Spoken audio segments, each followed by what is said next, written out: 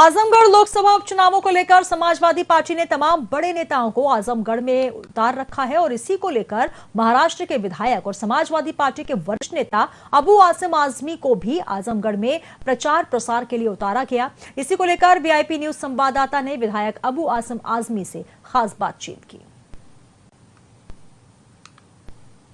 आज हमारे सामने अबू हासिम आजमी, जो उत्तर प्रदेश में एक ऐसा नाम है, यहाँ से लेकर महाराष्ट्र तक, जिनको उत्तर भारतीय महाराष्ट्र में जानते हैं, काफी लड़ाई लड़ते हैं महाराष्ट्र में उत्तर भारतीयों के लिए। आज आजमगढ़ के इलेक्शन में अबू हासिम साहब जा रहे हैं। इनसे कुछ बात करते हैं। जिस तरीके का माहौल बिगड़ा हुआ है उत्तर प्रदेश में, जगह जगह पर पत्थर हो रहे हैं, उस पर कुछ बातें करते हैं अबू हासिम आजमी साहब। नहीं, मैं तो समझता हूँ कि प्रधानमंत्री जी को, सरकार को जल्द से जल्द स्टेप लेकर उन्हें गिरफ्तार करना चाहिए। ये सिर्फ हिंदुस्तान की बात नहीं है, ये मैटर जो है पूरी दुनिया का है। पूरी दुनिया के मुसलमान इस बात को बर्दाश्त करने को तैयार नहीं कि हुजूर सल्लल्लाहु अलैहि वसल्लम के खिलाफ कोई बात करे, कोई इस तरह की बात करे। लेकिन प्रधानमंत्री जी अभी तक कुछ स्टेप नहीं ले रहे हैं। मैं समझता हूँ कि इसका जो है रिजल्ट और खराब होने वाला है। मैं असेंबली में 10 बार बोल चुका हूँ कि अगर देश का आप सर्वे करें तो 80% जो प्रॉब्लम होता है इसलिए होता है कि कोई किसी के मजहब के खिलाफ, कुरान शरीफ के खिलाफ, वेद के खिलाफ, गांधी जी के खिलाफ, डॉक्टर भीमराव अम्बेडकर के खिलाफ, इस तरह या रसूलुल्लाह के खिलाफ कोई बयानबाजी होती है या सोशल मीडिया में होता है, उसकी वजह से फसादात होते हैं। मगर लगातार उत्तर प्रदेश सरकार सामंजस्य बनाए की अपील कर रही है, मुसलमानों से भी अपील कर रही है, प्रशासन भी लगातार जो है लोगों को अपील कर रहा है कि इस तरीके की भड़काऊ भाषण, किसी तरह का पथराव ना हो, जिससे आम जनता के नुकसान। उसमें हिंदू मुस्लिम सब रहते हैं, किसी के ऊपर भी पत्थर है, कोई हिंदू मुस्लिम उसमें नहीं आता है कि किसी हिंदू को लगा या मुस्लिम को लगा। पत्थर की कोई जात नहीं है। आदमी एक भीड़ इस तरीके से आज जो दिख रही थी जुमे के समय, उस पर आपका क्या कहना है? क्या ऐसे पत्थर या किसी तरीके का भगदड़ होना उचित है? नहीं, मगर सरकार रिक्वेस्ट कर रही है कि मत करो, मगर सरकार के हाथ में तो है गिरफ्तार करना। सरकार को फौरन गिरफ्तार कर लेना चाहिए। अगर मोदी जी के खिलाफ कोई गलत बयानी होती है तो उसे गिरफ्तार किया जा रहा है। सरकार के खिलाफ कोई गलत बयानी होती है जो कि स्पीच एंड एक्सप्रेशन के कानून में अलाउ है, तो उसको देशद्रोह के कानून में बंद किया जा रहा है। सरकार ने बहुत सारे लोगों का नाम चिन्हित करके पोस्टर लगाए हैं, कानपुर से लेके जहां जहां भी इस तरीके का फसाद हुआ है, तो उसमें उस पर आप क्या कहना चाहते हैं? क्या उन्हीं लोगों पर कार्रवाई? कुछ लोगों का कहना यह भी है कि सिर्फ मुसलमानों पर कार्रवाई हो रही है और मुसलमान लोगों का ही पोस्टर लगाया जा रहा है, उसमें कुछ अलग वर्ग के लोग भी पत्थरबाजी कर रहे थे, तो क्या उस पर कार्रवाई के लिए क्या चाहते हैं? नहीं, बिल्कुल एक तरफा कार्रवाई हो रही है।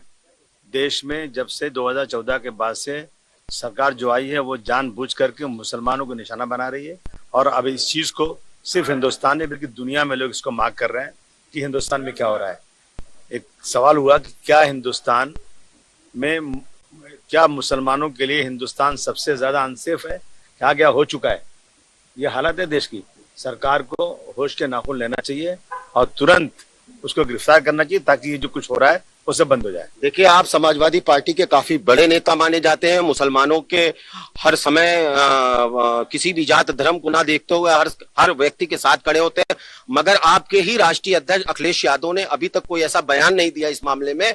इस पर क्या कहना चाहते हैं? देखिए, ऐसा हो गया ना कि आजकल ऐसा हो गया, सारी जो सेकुलर पार्टियां हैं, सो कॉल्ड सेकुलर, सारी पार्टियां ये सोच रही हैं कि अगर मुसलमानों के बारे में कोई बयान दे दिया, मुसलमान को अपनी स्टेज पर खड़ा कर लिया, कहीं ज्यादा मुसलमानों की तरफ बात कर लिया, तो हमसे मेजॉरिटी का वोट कट जाएगा। ये आमतौर से आपने देखा, गुलाम नबी आजाद साहब नाराज है, उनको स्टेज पर नहीं लाया जा रहा है। इसके पहले अहमद पटेल साहब थे, उनका इंतकाल हो गया, गुजरात इलेक्शन में उनको नहीं ले गए। कि मुसलमान अनटचेबल हो गया है।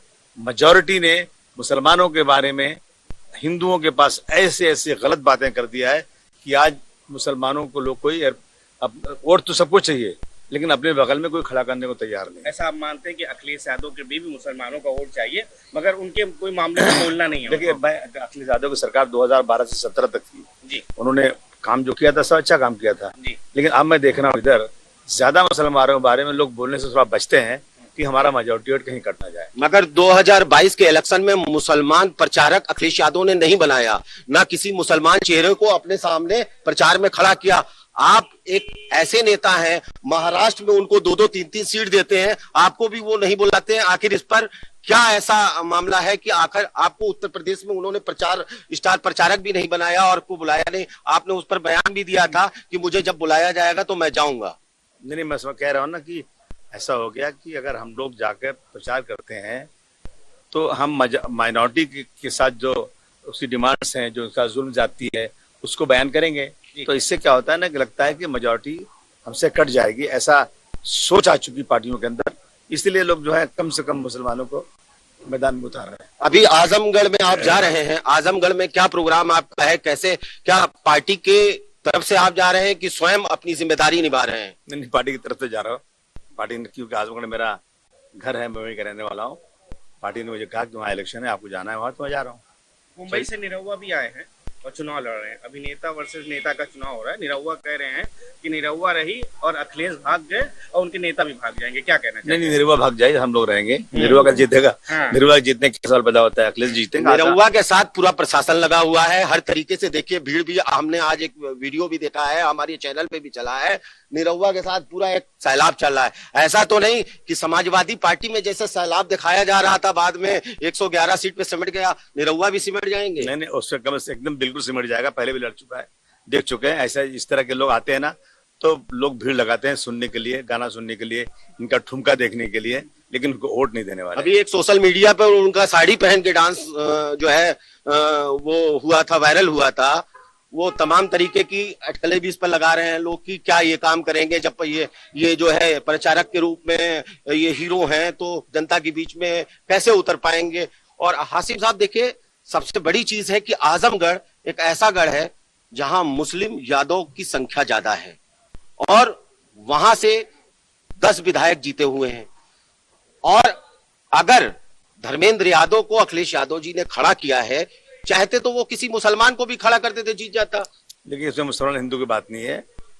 अखिलेश यादव जी को खड़ा किया और मुझे लगता है कि जो आए हैं लड़ने के लिए निरहुआ, तो कहें निरहुआ सटल रही, कोई गाना था, एक गाना था निरहुआ सटल रही। अब ये क्या सटल रही वाला आदमी, कोई सारा पार्लियामेंट में जाएगा ये आदमी? इसको बिल्कुल आजमगढ़ नकार देंगे। आजमगढ़ एक इंटेलेक्चुअल की जगह है, आजमगढ़ में टैलेंट है। आजमगढ़ के लोग ऐसे लोगों को कभी चुनकर नहीं भूलेंगे। एक लास्ट क्वेश्चन, आजम खान के खिलाफ ईडी ने फिर कसाया कसर, क्या कहना चाहिए? नहीं, ये तो मैं देख रहा हूँ ना कि जो भी अपोजिशन में लोग हैं, अगर थोड़ा भी कुछ उनको लगा कि भाई इनसे हमको नुकसान हो सकता है, किसी ने उनके खिलाफ बयान दे दिया, तो तुरंत ईडी, इनकम टैक्स, न जाने क्या क्या डिपार्टमेंट लगा दिया था। मतलब ये बहुत ही अफसोस की बात है। मतलब इसकी जितनी भी निंदा और कम है। अपोजिशन इसलिए बनाया जाता है कि अपोजिशन जो है सरकार को जगाता रहता है, सरकार को सचेतता है कि सरकार की गलतियों को निकालता है।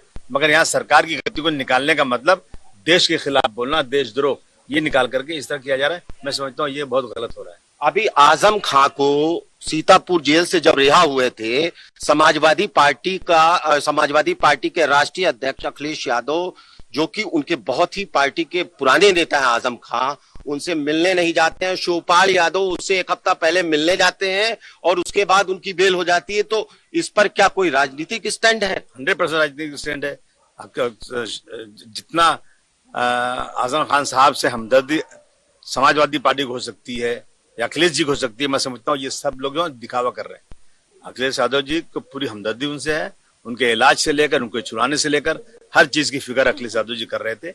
ये लोग दिखावा कर रहे हैं। ये चाहते हैं कि उनको कुछ इस तरह से उनसे मिला जाए, उनके कान में कुछ भरा जाए, ताकि वह समाजवादी से हटें और समाजवादी कमजोर हो। लेकिन इंशाल्लाह आजम खान साहब इतने हल्के आदमी नहीं कि इनकी बातें सुनेंगे। आजम खान ने एक बयान में ये भी कहा था कि हमारी जो दर्द की पीड़ा में शामिल पार्टी है, उनका नाम उन्होंने गिनाया था Bharatiya Janata party, BSP, Congress. Samajwadi party का उन्होंने नाम नहीं लिया था। यहीं से क्लियर हो गया था कि समाजवादी पार्टी में वो अभी भी अपना मत रख रहे हैं। नहीं, उन्होंने कहा था ना कि मैं जो है, जो गुजरात का पार्टी छोड़ गया ना अभी, मैं हार्दिक पटेल नहीं हूँ। मैं समाजवादी पार्टी उन्होंने बनाया है, समाजवादी पार्टी में रहेंगे वो। मैं समझता हूँ कि कोई गलत फहमी लोग पैदा करने की कोशिश कर रहे हैं, लेकिन अखिलेश यादव जी उनके पूरे हमदर्द हैं। उनकी फैमिली ने भी पहले बयान दिया था।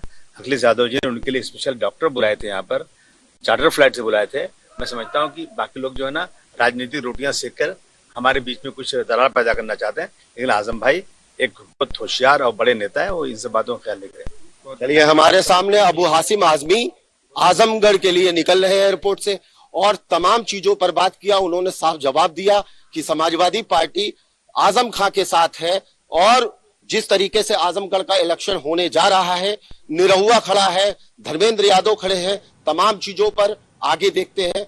नमस्कार, आदाब, कतील शेख।